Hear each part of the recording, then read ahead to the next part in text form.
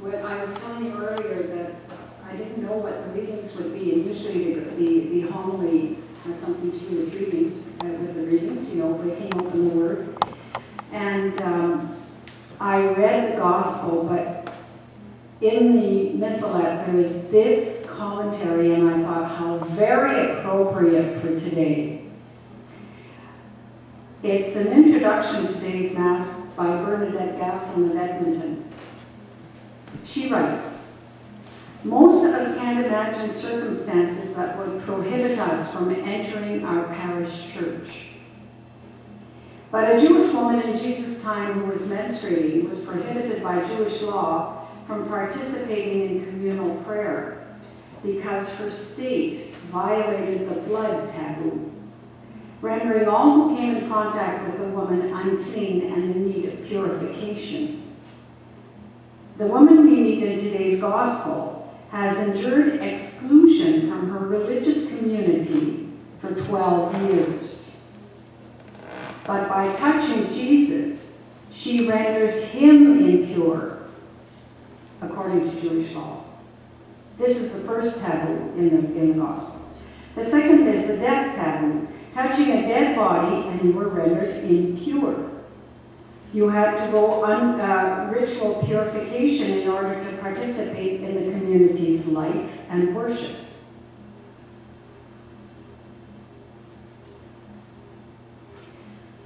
Touching the child's body rendered Jesus impure. And that's why in the Gospel, as a Messiah, Jesus tells people not to tell anybody, because he realizes that he's breaking Jewish law. Yet in those touches, continues Bernadette, worlds are transformed. The woman is healed of her disease, so she can now rejoin her community. The girl is raised to life and she's restored to her family, and she will blossom into womanhood. Such is the new world that Jesus inaugurates. He overcomes every barrier and limitation so that we can all enter into communion with one another and with God. He offers life, fullness of life, with each other in community and with our God. And so today, which was to be the stress of my homily, we celebrate the 10th anniversary of the public ordinations of women in centuries. The event took place on a cruise ship on the Danube on June 29, 2002.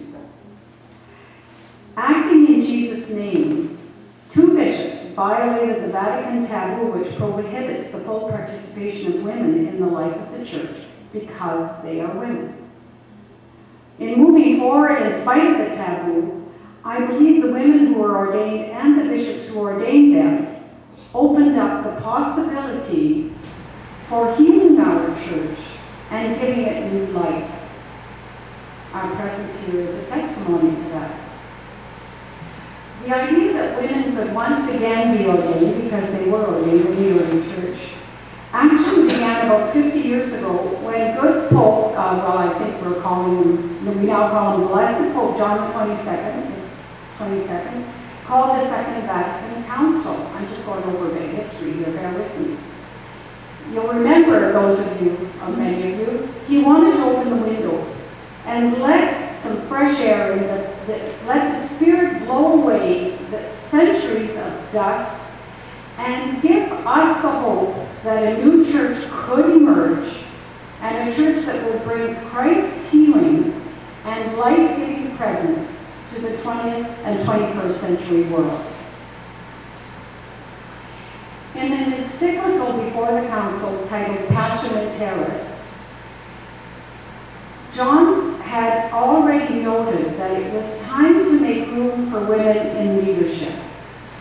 Certainly in society, because that was already happening, and perhaps even in the church. However, his successor, Paul VI, closed that particular window in 1976. And in 1994, John Paul II made the exclusion of women from holy orders a doctrine. then Cardinal Ratzinger, now Benedict XVI, would make adhering to that particular so-called doctrine a condition for being in communion with the Roman Catholic Church. But in the meantime, women who believed in a Vatican II church were being admitted to theology faculties. They were becoming pastoral assistants, chaplains, scholars, and they were even teaching future priests in seminaries. And as theologian Patricia Friesen put it, I could teach men to preach, but I was not allowed to give a homily. So we realize now, in 2012, that one by one, the windows that were opened by the Vatican II Council were being bolted shut. And not just for women, but for the laity in general, both men and women. Well, nonetheless, in the 1980s, there were rumors circulating that during the communist occupation of Eastern Europe, one bishop in particular, his name was Felix Maria Davidek, had, with the knowledge of the Vatican, ordained some women to serve particularly in the prisons, because it was illegal to be Christian, and you would be sent to jail if you were ordained, sent to prison. He himself was in prison for 18 years. One of those women, Lyudmila Yabarova, told her story in a book titled Out of the Depths. And she refused to renounce her ordination, even under penalty of excommunication, because she believed that she was validly ordained. So it was just a matter of time before other bishops would see that the exclusion of women from orders was basically a man-made law. It was a taboo because we were forbidden to even discuss it, you will remember, and it needed to be discarded. And women would find a way. So groups were formed. I'll be longer than my usual 7 minutes. I hope it's okay. Groups were formed to discuss the ordination of women and the possibility of changing the law. So in 1976, there was the Women's Ordination Conference, which began in the US. Here in Canada, there was a group called the Canadian Catholic Network for Women's Ordination, which is now called Canadian Network for Women's Equality. Similar organizations were popping up, were beginning all over the world, to the point that in 1996, over 20 of them got together and decided to form a network called Women's Ordination Worldwide. An international symposium was held in Dublin in 2001, and there was a steering committee meeting scheduled for Salzburg, Austria in 2002. At that point in time, I was on the national work group of the Catholic Network for Women's Equality, and I was delegated to that steering committee meeting. It was hosted by Christine Meyer-Lummensberger, who was one of the delegates to WOW. And in April, I received my official invitation to the meeting with a little paragraph saying, there is a bishop in good standing who is prepared to ordain a group of women. Are you interested in being ordained? I wrote back to Christine, no, I don't think so. It just caught me unaware, but I really would like to attend. And I remember saying to my husband, this is the first exciting news I've heard in the Roman Catholic Church since Vatican II. Well, on May 11th, so I received my invitation. On May 11th, Christine's husband, Michael, who was the English-speaking half of the corporation, wrote to the English-speaking delegates, and in bold caps he writes, please handle all information given in this message absolutely confidentially and forward it only and exclusively to trustworthy persons.